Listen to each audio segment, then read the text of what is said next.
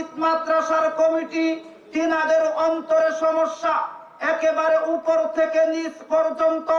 এদেশের মাটিতে 1734 জন মানুষ দায়িত্বশীল ছিল।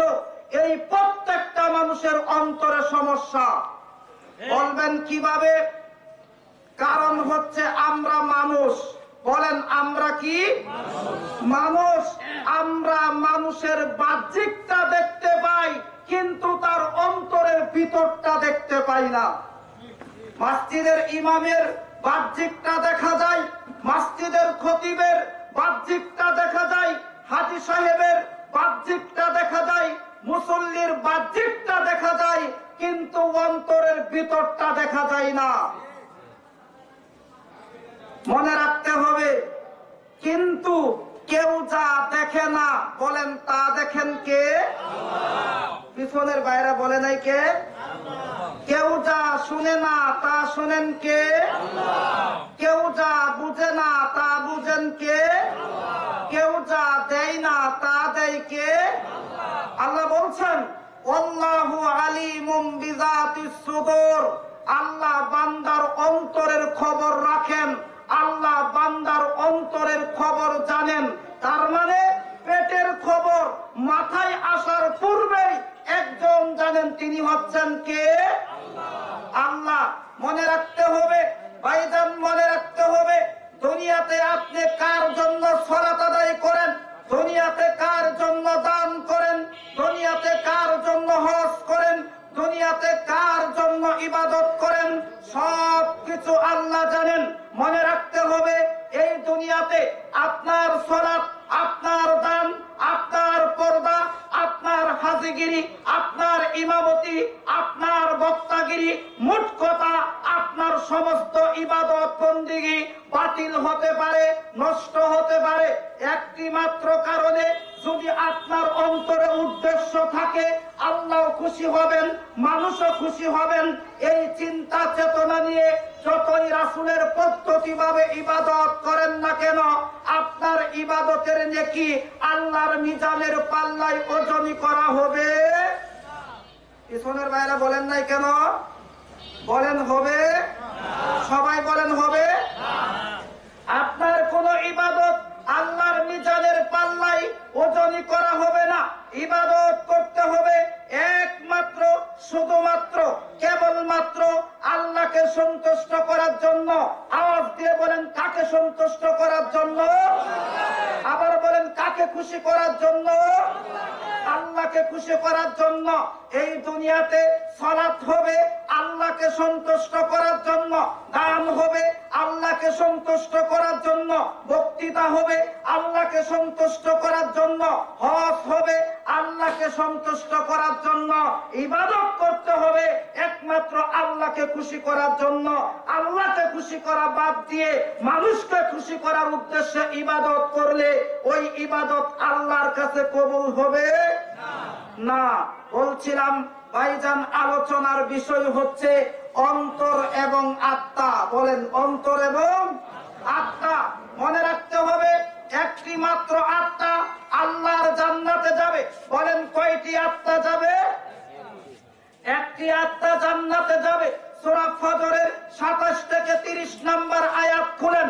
আল্লাহ বলছেন ইয়া আইয়াতুহান নাফসুল মুতমাইন্না ইরজিই ইলা রাব্বিকি রাদিয়াতাম মারদিয়া ফাদখুলি ফি ইবাদি ওয়াদখুলি জান্নাতি। চিৎকার দিয়ে বলেন আল্লাহু আকবার।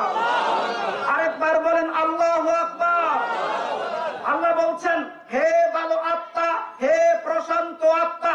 তার মানে বুঝতে হবে আপনার আত্মা যদি মুমিনের আত্মা হয়, আপনার আত্মা যদি ইমানদারের আত্মা হয়, মৃত্যুর সময়, মরণের সময় ডাক দেওয়া হবে হে ভালো আত্মা, হে প্রশান্ত আত্মা, তুমি তোমার রবের সন্তুষ্টর উদ্দেশ্যে বাহির হয়ে আসো। ভাইজান, আপনার আত্মা যদি মুমিনের আত্মা হয়, আপনার আত্মা যদি ইমানদারের আত্মা হয়, মৃত্যুর সময় ডাক দেওয়ার সাথে সাথে এই অন্তরের আত্মা রবের সন্তুষ্টর উদ্দেশ্যে বাহির হয়ে যাবে। আর যদি এই আত্মা মুমিনের আত্মা তৈরি না হয়, মুত্তাকিনের আত্মা তৈরি না হয়, পরহেজগারের আত্মা তৈরি না হয়, মৃত্যুর সময় এই আত্মা রবের সন্তুষ্টর উদ্দেশ্যে বাহির হবে না। এজন্য আজকের আলোচনার বিষয় হচ্ছে অন্তর এবং আত্মা।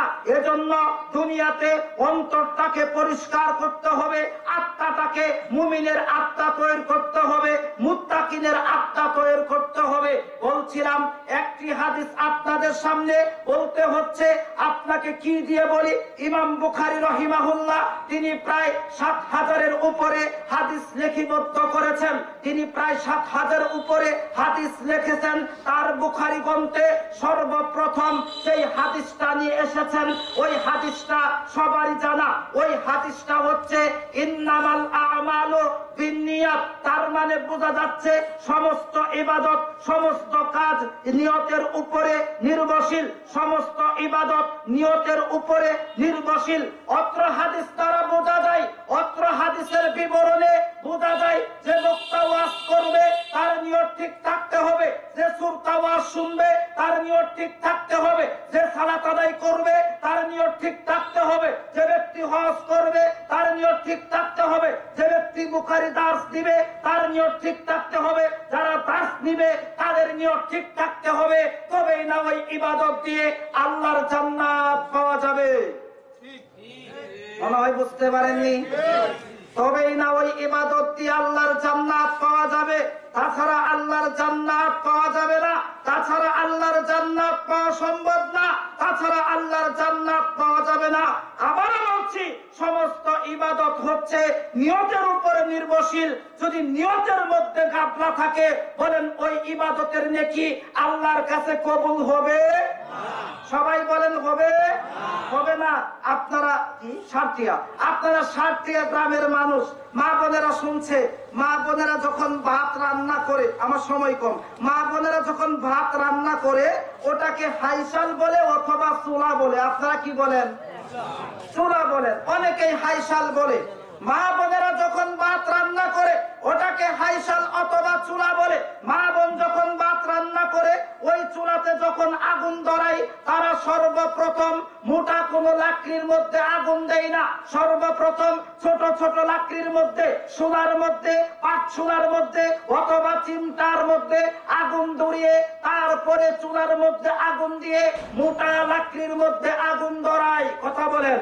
তারপরে মোটা লাকড়ির মধ্যে আগুন ধরায়। তেমনি ভাবে বিচারের মাঠে ৩ শ্রেণীর মানুষ দিয়ে, ৩ প্রকারের মানুষ দিয়ে জাহান্নাম উদ্বোধন করা হবে। আজকের বক্তব্যের এই হাদিসটা গুরুত্বপূর্ণ আপনার জন্য। ৩ প্রকারের মানুষ দিয়ে জাহান্নাম উদ্বোধন করা হবে। এক প্রকারের মানুষ হচ্ছে বিচারের মাঠে সর্বপ্রথম যাকে নিয়ে আসা হবে তিনি হবেন একজন শহীদ ব্যক্তি। ভাইজান, সংক্ষিপ্ত ভাবে আপনার সামনে বলছি, বিচারের মাঠে সর্বপ্রথম যাকে নিয়ে আসা হবে তিনি হবেন শহীদ ব্যক্তি। আল্লাহ বলবেন, শহীদ ব্যক্তি দুনিয়াতে তুমি কেন শহীদ হয়েছিলে? শহীদ ব্যক্তি বলবে, ও মালিক, দুনিয়াতে যুদ্ধ করেছি, দুনিয়া থেকে শহীদ হয়ে এসেছি একটি মাত্র কারণ, আপনাকে খুশি করার জন্য। আল্লাহ বলবেন, কাযাফতা, মিথ্যক, মিথ্যা বলছ। শহীদ তুমি দুনিয়াতে শহীদ হয়েছিলে মানুষ যেন তোমাকে যোদ্ধা বলে, মানুষ যেন তোমাকে বীর বলে এই প্রতিদান আমি আল্লাহ দুনিয়াতে দিয়েছি। আজকে তোমার জন্য কিচ্ছু নেই।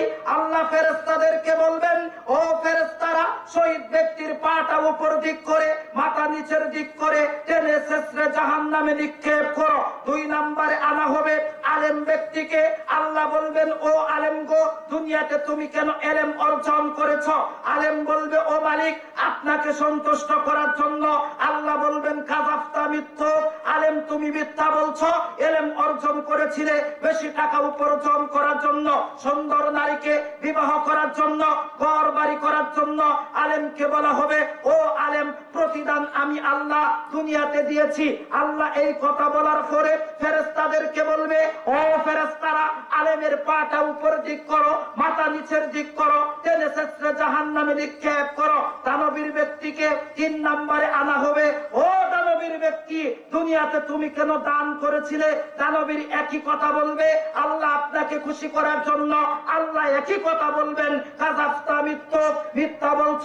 তখন আল্লাহ বলবে, তুমি দান করেছিলে মানুষকে দেখানোর জন্য, বক্তার তাকবীর শুনে তুমি খুশি হয়েছিলে, মানুষকে বলে বলে বেরিয়েছিলে, মানুষকে তুমি বলেছিলে প্রতিদান আমি আল্লাহ দুনিয়াতে দিয়েছি, আজকে তোমার জন্য কিচ্ছু নেই। আল্লাহ ফেরেশতাদেরকে বলবেন, ও ফেরেশতারা, এই দানবীর ব্যক্তির পাটা উপর দিক করে মাথা নিচের দিক করে টেনে শেষে জাহান্নামে নিক্ষেপ করো। ও ভাইজান, আপনাকে লক্ষ্য করে বলি, এই তিন শ্রেণীর মানুষ জাহান্নামে যাওয়ার একটি মাত্র কারণ, তারা ইবাদতের পূর্বে নিয়তটাকে সহি না থাকার কারণে, নিয়তকে সহি না করার কারণে। ও হাজী সাহেব, আপনাকে লক্ষ্য করে বলে যায়, ও হাজী সাহেব, আপনাকে লক্ষ্য করে বলে যায়, হজ করার পরে যদি হজ করতে গিয়ে নিয়তে গাফলা থাকে, হজ টিকবে না। ও সালাত আদায়কারী, আপনাকে বলে যায়, সালাত আদায় করতে গিয়ে মানুষকে দেখানোর উদ্দেশ্যে সালাত পড়লে সালাত কবুল হবে না। ও দানবীর ব্যক্তি, আপনাকে বলে যায়, মানুষকে দেখানোর উদ্দেশ্যে দান করলে দান কবুল হবে না। মোট কথা, আপনাকে বলে যায়, সমস্ত ইবাদত, সমস্ত কাজ কারবার, সমস্ত দান, সমস্ত সালাত একমাত্র আল্লাহকে খুশি করার জন্যই করতে হবে। বলেন তো, কাকে খুশি করার জন্য করতে হবে? সবাই দুই হাত তুলে বলেন, কাকে খুশি করার জন্য করতে হবে? হাত নামাবেন না, আমার সাথে একটা কথা বলেন। আজকের পর থেকে সমস্ত ইবাদত বন্দেগী, সমস্ত সালাত, সমস্ত দান, সমস্ত ইবাদত একমাত্র রবের সন্তুষ্টের জন্য করবেন ইনশাআল্লাহ। বলেন ইনশাআল্লাহ। আল্লাহ তুমি কবুল করো, বলেন আমিন। বলছিলাম, তাহলে সমস্ত ইবাদত একমাত্র আল্লাহকে সন্তুষ্ট করার জন্য করতে হবে। ভাইজান, আল্লাহ বলছেন সূরা মাউন 2 থেকে 4 নম্বর আয়াত, আল্লাহ বলছেন, ফাওয়াইলুল লিল মুসাল্লিন আল্লাযীনা হুম আন সালাতিহিম সাহুন আল্লাযীনা হুম ইরাউন ওয়া ইয়ামনাউনাল মাউন।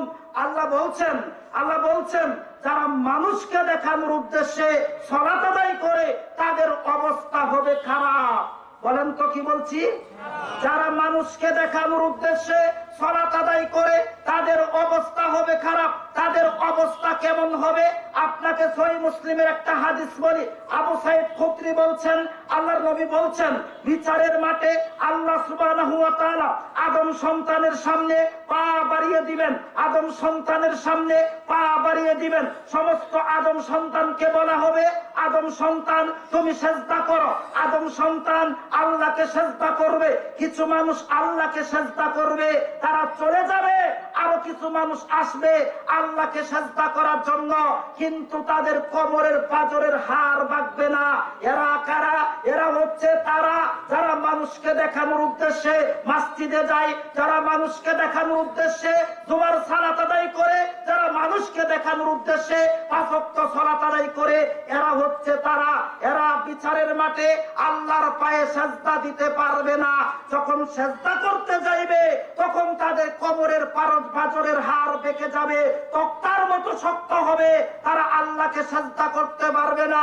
মনে রাখতে হবে ভাইজান, আপনাদের এই সারসিয়াতে এমন মানুষ আছে 5 ওয়াক্ত নামাজ পড়ে না, জুমার নামাজ পড়ে না, রমজানের নামাজ পড়ে না, কিন্তু মেয়েটাকে বিবাহ দিয়েছে,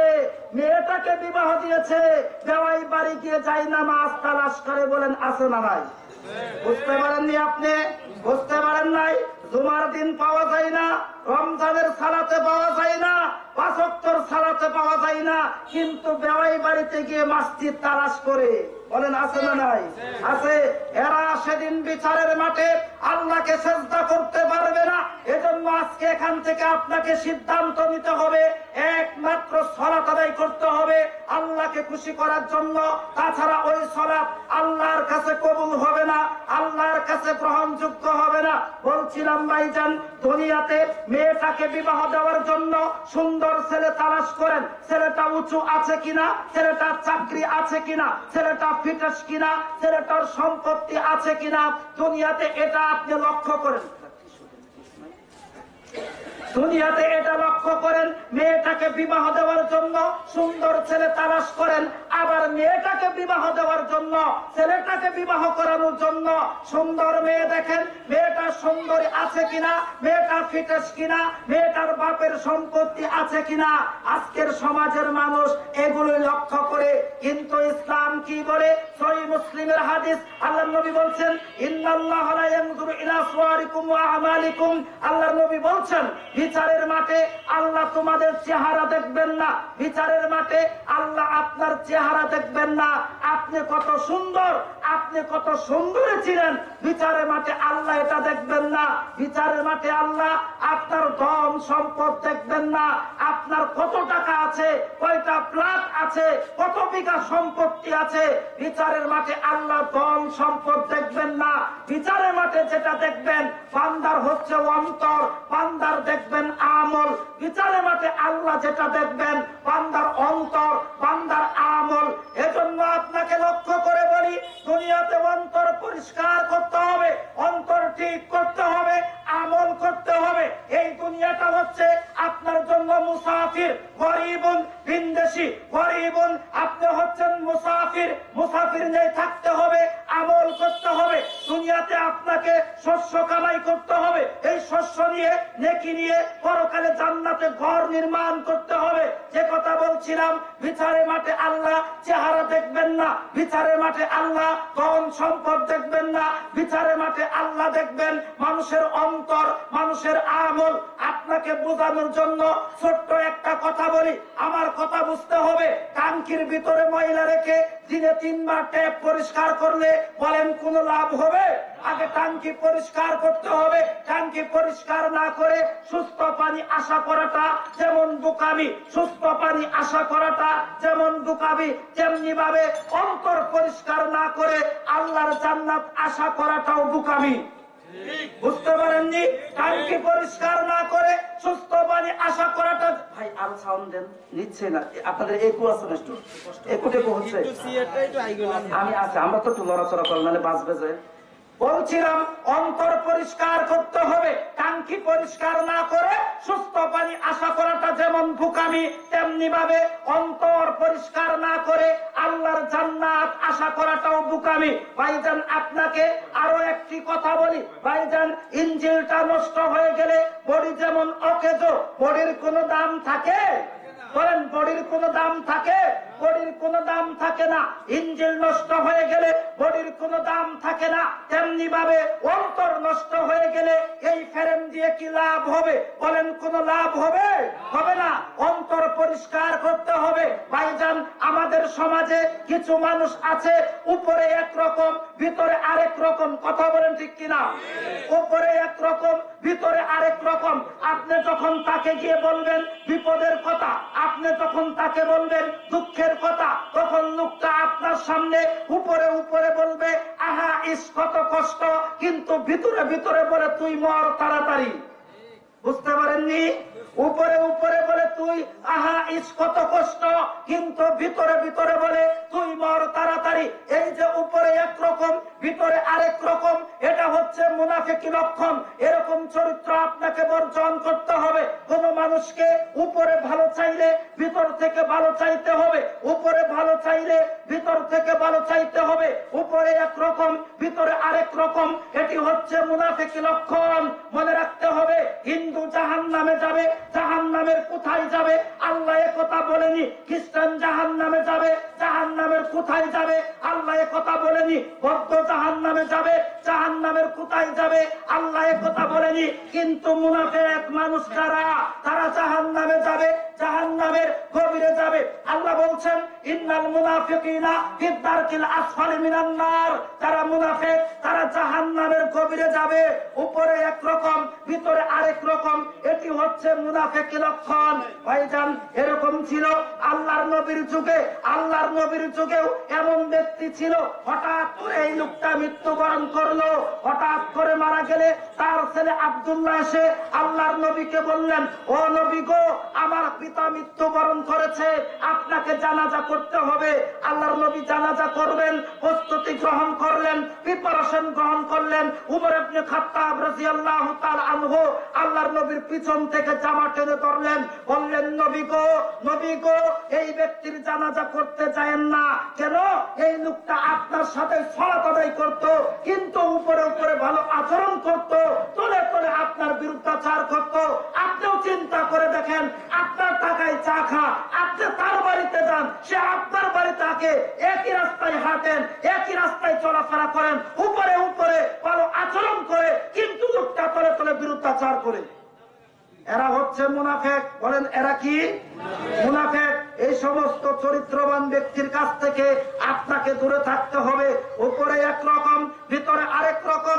এটি হচ্ছে মুনাফিকি লক্ষণ। ভাইজান, আল্লাহ সুবহানাহু ওয়া তাআলা পবিত্র কুরআনুল কারীমে সূরা বাকারার আয়াত নাম্বার 7 আল্লাহ বলছেন, খাতামাল্লাহু আলা কুলুবিহিম ওয়া আলা সামঈহিম ওয়া আলা আবসারিহিম গিশাওয়া ওয়া লাহুম আযাবুন আযীম।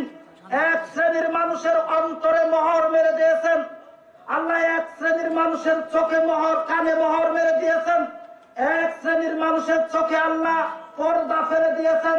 ওয়ালাহুম আযাবুন আযীম, তাদের জন্য হচ্ছে জাহান্নাম। ভাইজান, মানুষের অন্তরে মোহর লাগে, মানুষের অন্তরে মোহর লাগে, মানুষের কানে মোহর লাগে, মানুষের চোখে পর্দা পড়ে। মনে রাখতে হবে, আমরা এই দুনিয়াতে আসার পূর্বে একটি জগতে ছিলাম, ওই জগৎটির নাম হচ্ছে আলমে আরওয়া। বলেন, কি বলছি? আলমে আরওয়া, রুহের জগৎ। কুরআন সাক্ষী, কুরআন সাক্ষী। ওই রুহের জগতে আল্লাহ সুবহানাহু ওয়া তাআলা আদম আলাইহিস সালাতু ওয়াস সালামের পিঠে টান দিলেন, অনেকটি আত্মা বাহির হয়ে আসলো। আত্মাগুলো অত্যন্ত সুন্দর ছিল। সেদিন আল্লাহ আত্মাগুলোকে বলছিল, আলাস্তু বিরাব্বিকুম, আমি কি তোমাদের রব নই? সেদিন আত্মাগুলো বলছিল, হ্যাঁ, আপনি আমাদের রব, আপনি আমাদের রব। সেদিন আত্মাগুলো অত্যন্ত সুন্দর ছিল। বড় বড় বিদ্বানগণ বলছেন, আমরা দুনিয়াতে আসার পরে পাপ কাজ করার কারণে আমাদের আত্মাগুলো নষ্ট হয়ে গিয়েছে। ভাইজান, আল্লাহ বলছেন, খাতামাল্লাহু আলা কুলুবিহিম, এক শ্রেণীর মানুষের অন্তরে আল্লাহ মোহর মেরে দিয়েছেন। দেখেন আপনার অন্তরে মোহর আছে কিনা। এই আয়াতের অর্থ, এই আয়াত আপনাকে বুঝাতে পারলে আজকের বক্তব্যই আমি সফলতা অর্জন করব ইনশাআল্লাহ। আল্লাহ বলছেন, এক শ্রেণীর মানুষের অন্তরে মোহর মেরে দেওয়া হয়েছে। দেখেন আপনার অন্তরে মোহর আছে কিনা। 20,000 টাকা দিয়ে একটি মোবাইল ফোন কিনলেন, কথা বুঝেন, 20,000 টাকা দিয়ে একটি মোবাইল ফোন কিনলেন। মোবাইল ফোনটা কিনে আপনি ঘরের মধ্যে রেখে দিলেন, কিন্তু আপনি ঘরের বাহিরে হঠাৎ করে মোবাইল ফোনে ফোন চলে আসলো, রিং চলে আসলো, দৌড়ে গেলেন মোবাইল ফোনটা রিসিভ করতে। অন্তরের আত্মাটা কেঁপে উঠলো, আত্মাটা কেঁপে উঠলো। না জানি কে আপনাকে ফোন দিল, না জানি আপনাকে কে স্মরণ করলো, দৌড়ে গেলেন মোবাইল ফোনটা রিসিভ করতে। আপনি ভাত খেতে বসেছেন, টেবিলের উপরে মোবাইলটা, নিচে ভাত খেতে বসেছেন, হঠাৎ করে ফোন চলে আসলো, খাবার রেখে দিয়ে দৌড়ে গেলেন মোবাইল ফোনটা রিসিভ করতে। অন্তরটা কেঁপে উঠলো। ভাইজান, মসজিদের মুয়াজ্জিন 5 বার আপনাকে ডাকে, হাইয়া আলাস সালাহ, হাইয়া আলাল ফালাহ, সালাতের জন্য আসো, কল্যাণের জন্য আসো। মোবাইলের রিংটোনে যদি অন্তর কেঁপে উঠে আর মসজিদের আজানে যদি অন্তর না কাঁপে, বুঝতে হবে আপনার অন্তর নষ্ট হয়ে গিয়েছে। বুঝতে পারেননি মনে হয়, মনে হয় বুঝতে পারেননি। মোবাইলের রিং আসলে, মোবাইলে ফোন আসলে অন্তর যদি কেঁপে উঠে, আজানে যদি অন্তর না কাঁপে, বুঝতে হবে অন্তর নষ্ট হয়ে গিয়েছে। কার মেয়েটাকে দিয়ে বিবাহ করালে আত্মীয় ভালো হবে, সম্পত্তি বেশি পাওয়া যাবে, এটা মাথায় ঠিকই ধরে, অন্তর ঠিকই বলে। কোথায় ব্যবসা বাণিজ্য করলে, কার সাথে ব্যবসা করলে ব্যবসা ভালো হবে, এটা অন্তর ঠিকই বলে, মাথা ঠিকই বলে। কিন্তু সালাত আদায় করতে হবে, এটা আল্লাহর হুকুম, এটা আপনার অন্তর বলে না, অন্তরে জাগ্রত হয় না, এটা আপনার মাথায় আসে না। বুঝতে হবে আপনার অন্তর নষ্ট হয়ে গিয়েছে। ভাইজান, অন্তর নষ্ট হয়ে গিয়েছে। মসজিদে সালাত আদায় করতে হবে, মসজিদে সালাত পড়তে হবে, আপনার প্রয়োজন মিটাতে সাথে আপনি মসজিদের বাথরুম ব্যবহার করতে পারলেন, মসজিদের পেশাবখানা আপনি ব্যবহার করতে পারলেন, কিন্তু 5 মিনিট পরেই মসজিদে আজান হচ্ছে, কিন্তু মসজিদে গিয়ে সালাত আদায় করতে পারলেন না, অথচ নিজেকে মুসলিম দাবি করেন। আপনাকে ধিক্কার জানাই, যে সমস্ত মুসলিম, যে সমস্ত মানুষেরা আজানের ডাকে সাড়া দিতে পারে না, মসজিদে গিয়ে সালাত আদায় করতে পারে না, আমরা তাদেরকে ধিক্কার জানাই। যে কথা বলছিলাম, আপনার অন্তর পরিষ্কার করতে হবে, অন্তর ঠিক করতে হবে, ইবাদত করতে হবে একমাত্র আল্লাহকে সন্তুষ্ট করার জন্য। ভাইজান, আল্লাহ বলছেন সূরা আরাফের আয়াত নাম্বার 179, আল্লাহ বলছেন ওয়ালাকাদ যারানা লিজাহান্নামা কাসীরাম মিনাল জিন্নি ওয়াল ইনস। আল্লাহ বলছেন আমি জিন জাতিকে, মানুষ জাতিকে জাহান্নামে দিব, জাহান্নাম জিন জাতি দিয়ে, মানুষ জাতি দিয়ে পরিপূর্ণ করব। দেখেন আল্লাহ কার কথা বললেন? 2 শ্রেণীর কথা বললেন, 1 জিনের কথা বললেন, 2 মানুষের কথা বললেন। আল্লাহকে প্রশ্ন করেন, ও আল্লাহ, এত সুন্দর করে আমাদের সৃষ্টি করলেন, এত সুন্দর করে আমাদের বানাইলেন, পৃথিবীতে পাঠাইলেন, আবার আপনিই বলছেন আমাদেরকে জাহান্নামে দিবেন। আল্লাহকে প্রশ্ন করেন, আল্লাহ আপনাকে কেন জাহান্নামে দিবেন? আল্লাহ আপনাকে উত্তর দিচ্ছেন, আল্লাহ বলছেন লাহুম কুলুবুন লা ইয়াফকাহুনা বিহা। বান্দা শোনো, আমি তোমাকে জাহান্নামে দিব একটি মাত্র কারণে, লাহুম কুলুবুন লা ইয়াফকাহুনা বিহা। আমি আল্লাহ তোমাকে একটি অন্তর দিয়েছি, আমি আল্লাহ তোমাকে একটি অন্তর দিয়েছি ভালো মন্দ বোঝার জন্য, নেগেটিভ পজিটিভ বোঝার জন্য, গুড সাইড ব্যাড সাইড বোঝার জন্য। আমি আল্লাহ তোমাকে একটি অন্তর দিয়েছি, একটি বিবেক দিয়েছি, একটি নলেজ দিয়েছি, একটি পাওয়ার দিয়েছি। দুনিয়াতে যারা এই অন্তর দিয়ে ভালো মন্দ বুঝবে না, আমি আল্লাহ তাকে জাহান্নামে দিব, আমি আল্লাহ তাকে জাহান্নামে দিব। আল্লাহ আপনাকে জাহান্নামে দিবেন। মুরব্বী রাগ করিয়েন না, আপনার সামনে আজকে যদি ইংরেজি বই ধরি, তাহলে ইংরেজি আপনি পটপট করে আপনি ইংরেজি পড়তে পারবেন। অঙ্ক বই দিলে পটপট করে আপনি অঙ্ক পড়তে পারবেন। আপনি নিরক্ষর মানুষ, আপনি কোনো কিছু বুঝেন না, আপনার বলে অক্ষরের জ্ঞান নাই, কিন্তু জমির দাগ খতিয়ান আপনার সামনে যদি তুলে ধরি, মুরব্বী পটপট করে জমির দাগ খতিয়ান আপনি বলতে পারেন। কিন্তু যদি বলি মুরব্বী একটু কোরআনটা পড়েন তো, যুবক ভাই তুমি একটু কোরআনটা পড়ো তো, তখন বলবেন না না না, আমি তো কোরআন পড়তে জানি না। দুনিয়ার ইংরেজি বললেন, দুনিয়ার ইংরেজি বুঝলেন, দুনিয়ার জমির দাগ খতিয়ান বুঝলেন, অঙ্ক বুঝলেন, কিন্তু কোরআনটা বুঝলেন না। আজকে কোরআন পড়তে পারেন না, ধিক্কার জানাই। আপনার মতো মুসলমানকে 50,000 টাকা দামের ফ্রিজ আপনার ঘরে থাকলো, 300 টাকার কোরআন কেন আপনার ঘরে থাকলো না? ধিক্কার জানাই। আপনার মতো মুসলমানকে 20,000 টাকার এলইডি টেলিভিশন আপনার ঘরে থাকলো, কিন্তু কেন